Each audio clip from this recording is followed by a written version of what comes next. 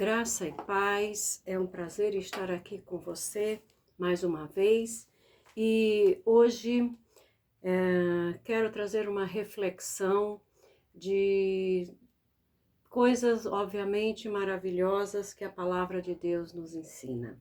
Quero falar com você hoje sobre quando Deus está no cativeiro. Parece um absurdo. Deus no cativeiro? Será que isso é possível? Nós vamos refletir no profeta Ezequiel e no contexto em que eles estavam vivendo. Quando nós olhamos para o livro do profeta Ezequiel, nós vamos observar que Israel foi enviado ao cativeiro como um juízo de Deus, porque eles desobedeceram. E isso Deus deixa bem claro na sua palavra, como nós podemos ler em Ezequiel capítulo 11, no versículo 9 ao 12, ele diz: Tirar-vos-ei do meio dela, e vos entregarei nas mãos de estrangeiros, e executarei juízo entre vós. Caireis a espada nos confins de Israel. Vos julgarei, e sabereis que eu sou o Senhor. Esta cidade não vos servirá de panela, nem vos servireis de carne no meio dela. Nos confins de Israel vos julgarei, e sabereis que eu sou o Senhor, pois não andastes nos meus estatutos, nem executastes os meus juízos. Antes fizestes o que, segundo os juízos das nações que estão ao redor de vós. E também no capítulo 5 de Ezequiel, o versículo 6 ao 8, Deus também deixa bem claro que o juízo, o cativeiro e as coisas que eles estavam sofrendo eram um juízo por causa da desobediência. Ezequiel 5, versículo 6 a 8 diz: Ela, porém, se rebelou contra os meus juízos, praticando o mal mais do que as nações e transgredindo os meus estatutos mais do que as terras que estão ao redor dela, porque rejeitaram os meus juízos e não andaram nos meus estatutos. Portanto, assim diz o Senhor Deus, porque sois mais rebeldes do que as nações que estão ao vosso redor, e não tendes andado nos meus estatutos, nem cumprido os meus juízos, nem procedido segundo os direitos das nações ao redor de vós. Por isso, assim diz o Senhor Deus: Eis que eu mesmo, estou contra ti e executarei juízos no meio de ti à vista das nações. Então, Israel foi para o cativeiro como um juízo de Deus por causa da desobediência, porque não cumpriram aquilo que Deus havia estabelecido para eles, as normas, os princípios e os mandamentos de Deus. E principalmente porque não cultivaram o seu relacionamento com Deus e passaram a adorar outros deuses, a praticar a idolatria e fazer uma série de coisas que não agradavam a Deus. Então, Deus os enviou ao cativeiro como uma forma de juízo. Foram destruídos, foram feitos prisioneiros, feitos escravos, tirados das suas casas, das suas cidades, da sua terra, do seu país e levados para uma outra terra, para um outro país, como escravos.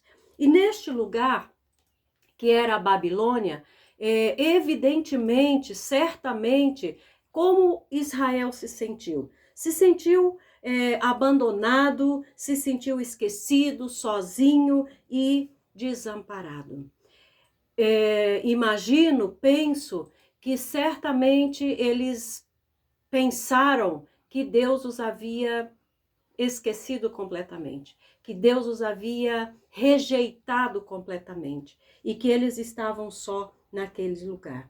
Mas quando nós lemos o livro do profeta Ezequiel, nós descobrimos que ali no cativeiro aconteceram coisas maravilhosas, coisas extraordinárias e que dentre essas coisas que nós descobrimos lendo o livro de Ezequiel, a primeira coisa que nós identificamos é que Deus está ali também no cativeiro. O povo foi para o cativeiro, mas não foi sozinho. O povo foi para o cativeiro, mas o Senhor Deus Todo-Poderoso foi para o cativeiro também com o seu povo. Isso parece assim uma coisa incompreensível, parece uma coisa absurda. Mas quando nós pensamos bem e olhamos bem para as histórias bíblicas, nós vamos entender e ver que Deus nunca abandonou o seu povo. Quando o povo foi para o Egito, Deus estava com ele. Quando o povo saiu do Egito e foi para o deserto, Deus estava no deserto com eles. Quando eles entraram na terra prometida, Deus estava com eles. E quando eles foram para o cativeiro, Deus também estava ali. Então, imagine a surpresa maravilhosa que Ezequiel teve quando ele estava lá entre os cativos na Babilônia, às margens do rio Quebar, como ele mesmo diz aqui no texto, e ele descobre que ali Deus se revela. Deus estava ali. Ezequiel capítulo 1, do versículo 1 e versículo 3 diz: aconteceu no 30º ano, no 5º dia do 4º mês, que estando eu no meio dos exilados, junto ao rio Quebar, se abriram os céus e eu tive visões de Deus. Versículo 3. Veio expressamente a palavra do Senhor a Ezequiel, filho de Buzi, o sacerdote, na terra dos caldeus, junto ao rio Quebar, e ali esteve sobre ele a mão do Senhor. Então, imagino que Ezequiel estava desolado no meio dos exilados, mas Deus se manifestou, se revelou a Ezequiel ali.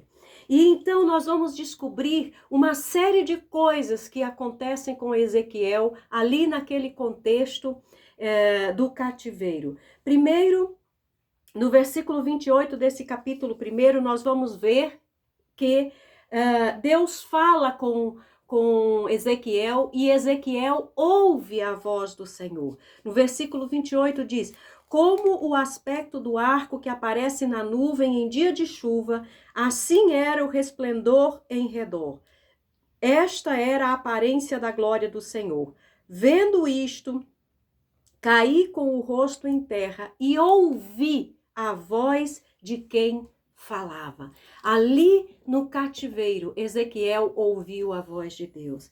Também no cativeiro, Ezequiel não só ouviu a voz de Deus, mas ele viu a glória de Deus.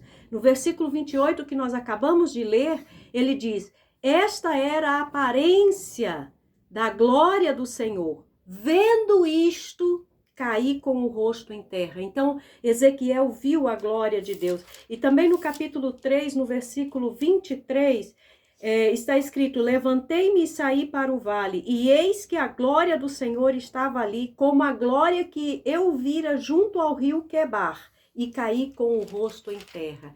Então, ali no cativeiro, Ezequiel não só ouviu a voz do Senhor, mas ele viu a glória do Senhor. Também ali no cativeiro nós vamos observar que Ezequiel foi tomado pelo Espírito, foi fortalecido e foi posto em pé para poder ouvir aquilo que Deus queria falar com ele, fazer aquilo que Deus queria que ele fizesse. No capítulo 2, versículo 2 diz: então entrou em mim o Espírito quando falava comigo e me pôs em pé e ouvi o que me falava. No capítulo 3, versículo 12 diz: levantou-me o Espírito e ouvi por detrás de mim uma voz de grande estrondo que, levantando-se do seu lugar, dizia: bendita seja a glória do Senhor. E no versículo 14, então o Espírito me levantou e me levou. Eu fui amargurado na excitação do meu espírito, mas a mão do Senhor se fez muito forte sobre mim. E ainda no versículo 24 ele diz: então entrou em mim o Espírito e me pôs em pé e falou comigo e me disse: vai e encerra-te dentro da tua casa. Então, ali no cativeiro, além de Deus se revelar, além de Ezequiel ouvir a voz de Deus, ver a glória de Deus, o Espírito o tomou, o fortaleceu e o pôs em pé para que ele pudesse ouvir ao Senhor. Mas também ali ele foi alimentado por Deus, pela palavra de Deus. No capítulo 2, versículo 8 a 10 está escrito: tu, ó filho do homem, ouve o que eu te digo, não te insurjas como a casa rebelde, abre a boca e come o que eu te dou. Então vi, e eis que certa mão se estendia para mim, e nela se achava o rolo de um livro. Estendeu-o diante de mim, e estava escrito por dentro e por fora, e nele estavam escritos lamentações, suspiros e ais. E no capítulo 3, no versículo 1 a 3, ele ainda diz: ainda me disse, filho do homem, come o que achares, come este rolo, vai e fala à casa de Israel. Então abri a boca e ele me deu a comer o rolo.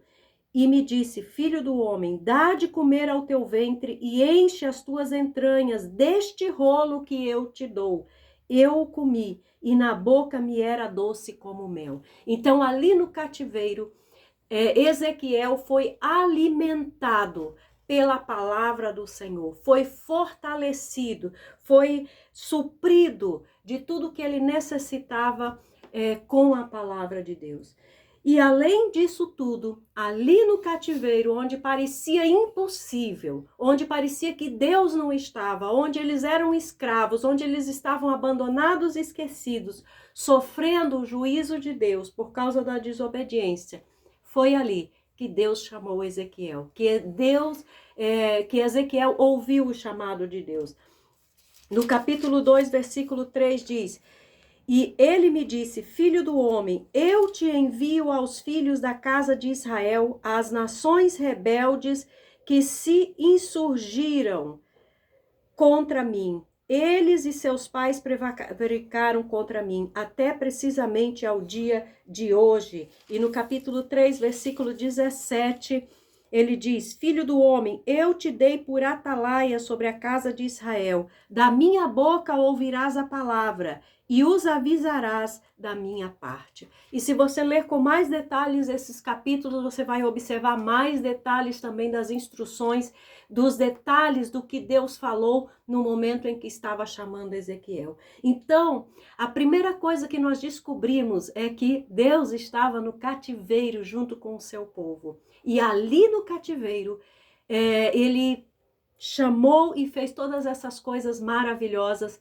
com o profeta Ezequiel. Mas não foi só isso. A segunda coisa que nós observamos é que Deus mesmo seria o santuário para o povo ali no cativeiro. Israel estava acostumado a cultuar no templo, a fazer sacrifícios, a trazer as ofertas. Havia todos aqueles artifícios ou aqueles rituais para adorar a Deus e para se relacionar com Deus. E, lamentavelmente, muitos deles acabaram transformando os ritos em religiosidade e outros transformaram os lugares de adoração em lugares de idolatria. Então, observe que no capítulo 11 de Ezequiel, no versículo 16, Deus diz a Ezequiel que ele mesmo, o povo teria que aprender que ele mesmo, o próprio Deus, é que seria o santuário para adoração. Veja o que está escrito no versículo 16. Portanto, dize,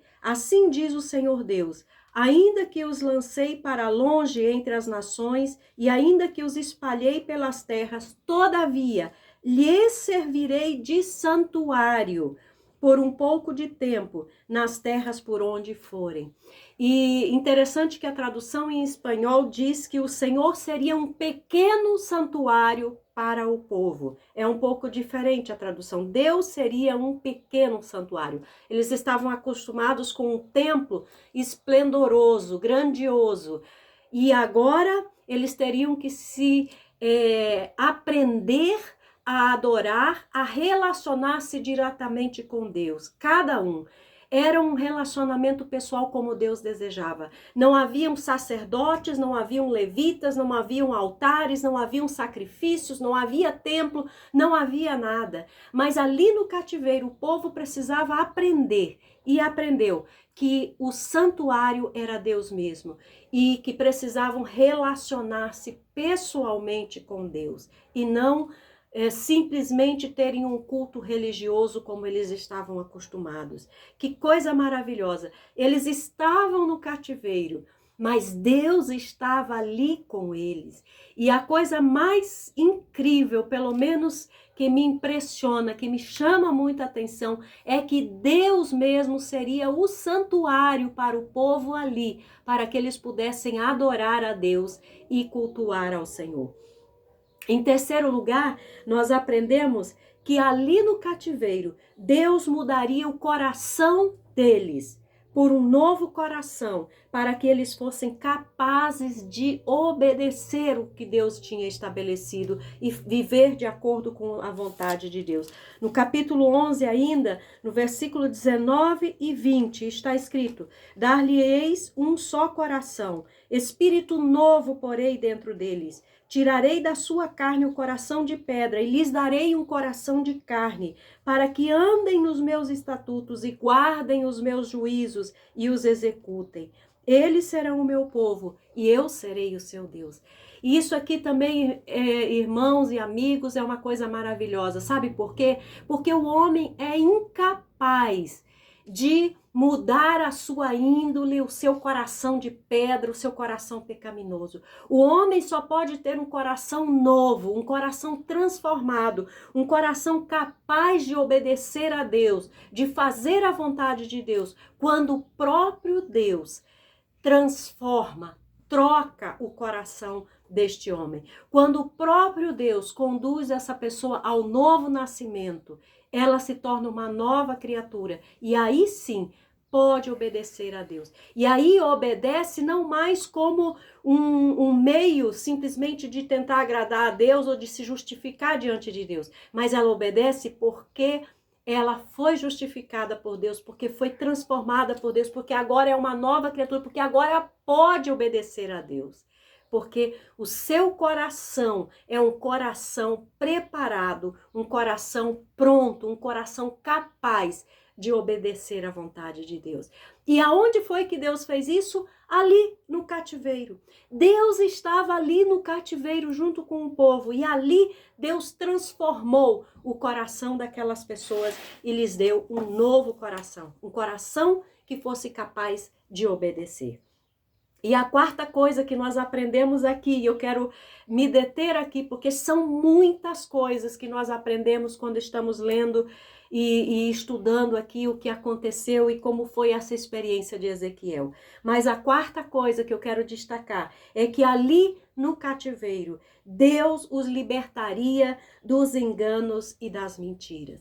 Esse aqui também foi um aspecto que me chamou bastante a atenção, porque quando nós lemos alguns capítulos aqui, nós temos a impressão que nós estamos vendo um raio-x do que está acontecendo atualmente. Tantos falsos profetas, falsos mestres, tantas pessoas distorcendo a verdade, tantas pessoas enganando, mentindo, dizendo coisas como se fosse Deus que tinha dito, dizendo coisas como se fossem profecias e revelações da parte de Deus, e muitas pessoas estão sendo enganadas. E eu mesmo, algumas vezes orando, eu perguntava: Senhor, quantas pessoas estão inocentemente crendo em engano, crendo em mentiras, crendo em coisas que são falsas, que não são verdades, por causa de falsos mestres. E eu ficava questionando a Deus com relação a essas pessoas que estavam inocentemente enganadas. Mas veja que coisa maravilhosa. Lá no cativeiro, Deus diz que libertaria as pessoas, o povo, do engano e das mentiras que eles estavam sofrendo. No capítulo 13, no versículo 20 ao versículo 23, o capítulo 13 fala sobre os falsos profetas, os falsos mestres, sobre todo o engano, todo o ardil, tudo que eles usavam e faziam para enganar o povo. E aí no versículo 20 ele diz: portanto, assim diz o Senhor Deus, eis aí, vou eu contra vossos invólucros feiticeiros, com que vós caçais as almas como aves, e os arrancarei de vossas mãos. Soltarei livres como aves as almas que prendestes. Também rasgarei os vossos véus e livrarei o meu povo das vossas mãos, e nunca mais estará ao vosso alcance para ser caçado. E sabereis que eu sou o Senhor, visto que com falsidade entristecestes o coração do justo, não o havendo eu entristecido, e fortalecestes as mãos do perverso, para que não se desviasse do seu mau caminho e vivesse. Por isso, já não tereis visões falsas, nem jamais fareis adivinhações. Livrarei o meu povo das vossas mãos, e sabereis que eu sou o Senhor.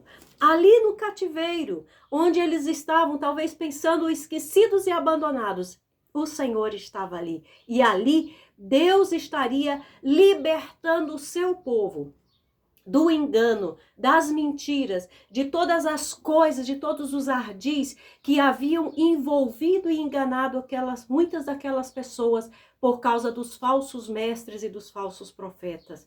Então, é maravilhoso ver que Deus age e faz, ainda que seja no cativeiro.